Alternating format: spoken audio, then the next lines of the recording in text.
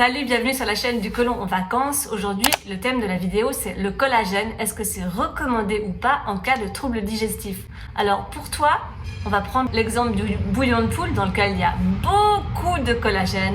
C'est la catastrophe.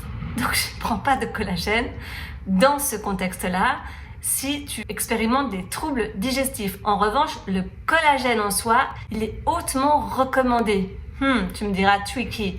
Qu'est-ce que je veux dire par là? Eh bien, en supplémentation, oui, il est tout à fait recommandé. Alors reste bien jusqu'au bout de cette vidéo. Tu pourras avoir aussi des astuces sur comment manger des plats riches en collagène sans expérimenter les dangers associés à l'ingestion des graisses cuites. Toujours là, c'est bon signe. Bienvenue sur cette vidéo. Le but de cette chaîne, c'est de t'apprendre comment emmener ton côlon en vacances et ton tube digestif. En gros, comment manger de manière hyper digeste. Comment demander à ton côlon de fournir le moins possible de travail pour faire son travail. Alors, pour vraiment l'aider, effectivement, le collagène est une source, est une mine d'or. Pourquoi? Parce qu'il a la vertu de reboucher les trous dans le treillis, si tu veux, de la muqueuse intestinale. Beaucoup de personnes ont ce qu'on appelle une dysbiose, se sont perforés les intestins. Elles ont beaucoup de molécules inadaptées qui vont passer à travers les petits trous qui composent la muqueuse intestinale. Et ça, c'est vraiment problématique parce que ça génère toutes sortes d'inflammations au niveau des articulations, notamment toutes sortes de maladies rhumatismales, d'arthrite, etc. Donc, c'est vrai que les personnes qui arrivent à resserrer, voire reboucher complètement les trous de leur muqueuse intestinale et se nourrir de manière hyper digeste, eh bien, elles n'expérimentent plus du tout de douleur et d'inflammation dans le corps en entier.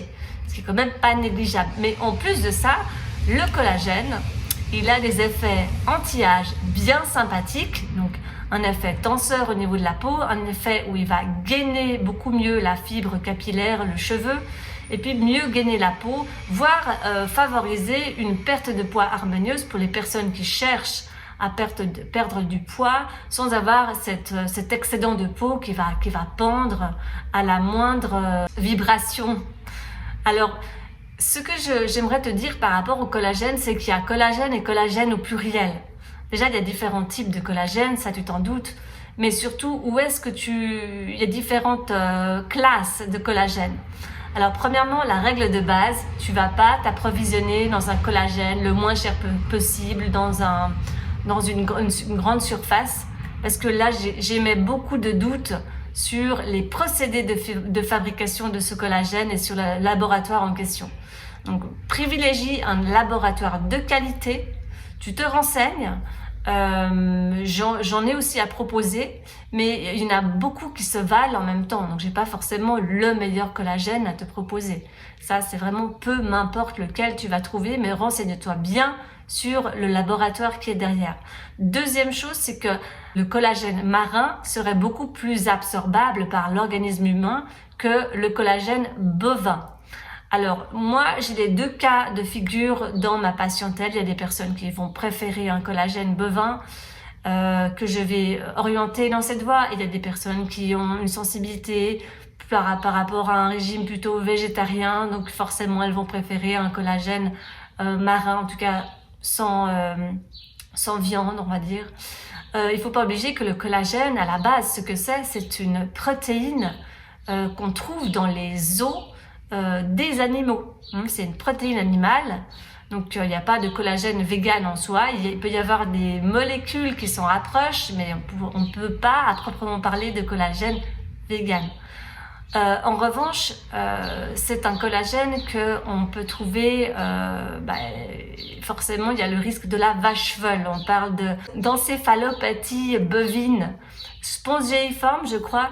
Donc, c'est-à-dire que si tu as peur d'attraper la vache folle et tu as peur de pas avoir un bon labo, eh bien dans ce cas, tu prends un collagène marin comme ça, tu es sûr, tu n'auras pas ce problème.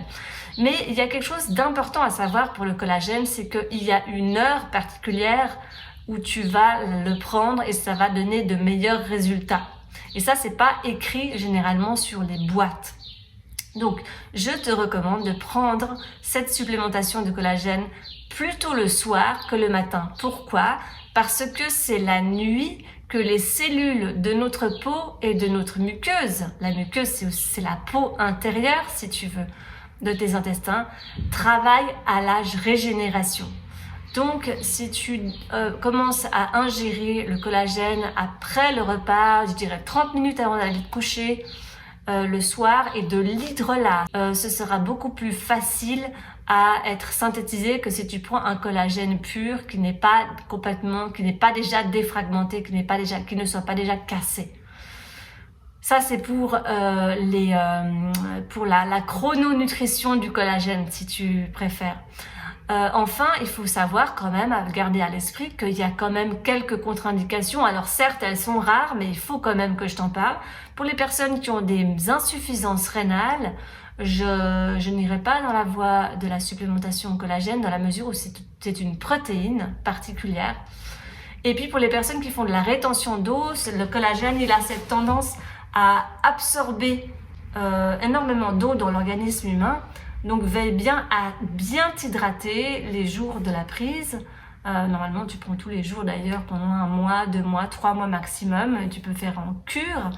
Le collagène c'est quelque chose qu'on cesse de produire ou qu'on va produire de moins en moins à partir de l'âge de 25-30 ans. C'est ce qui fait qu'on va gentiment se rigidifier davantage, se raidir, avoir la peau qui devient moins élastique. Donc tout ça, c'est l'effet anti-âge quelque part du collagène. Donc en plus de présenter des vertus digestives intéressantes, il va présenter des vertus anti-rhumatismales, anti-âge, extrêmement soulageantes au quotidien.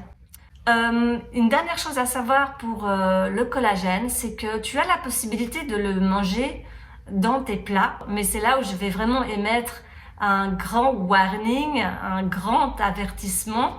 Il y a beaucoup de sites qui vantent les mérites du bouillon de poule. Alors j'ai fait partie de ces gens qui pensaient effectivement que le bouillon de poule était miraculeux parce qu'il est riche en collagène, mais alors attention, j'ai moi-même laissé un commentaire sur un de ces sites qui préconisait de manger et de consommer du bouillon de poule lorsqu'on a des troubles digestifs. Surtout pas! Mais vraiment surtout pas. Et c'est pour ça que je parle préférablement de supplémentation dans un premier temps. Parce que dans le bouillon de poule, il n'y a pas que du collagène, il y a les graisses cuites du bouillon de poule. Oh, mais comment je parle du bouillon de poule? C'est-à-dire, cette couche, cette surface jaune, graisseuse, c'est rien d'autre que des graisses et c'est absolument indigeste. Alors, sous prétexte que c'est riche en minéraux, que c'est riche en collagène, c'est pas pour autant que ça te met à l'abri de rencontrer d'autres problèmes. Et ces autres problèmes, ils sont de taille, car des personnes se sont vraiment détraquées les intestins en consommant des graisses cuites qui allaient avec le bouillon de poule. Quand bien même ta poule est bio, locale, non traitée, qu'elle a été nourrie au grain et qu'elle s'appelle Germaine. Donc vraiment, gaffe-toi de ces bouillons de poule dont on parle à tort et à travers, n'importe comment.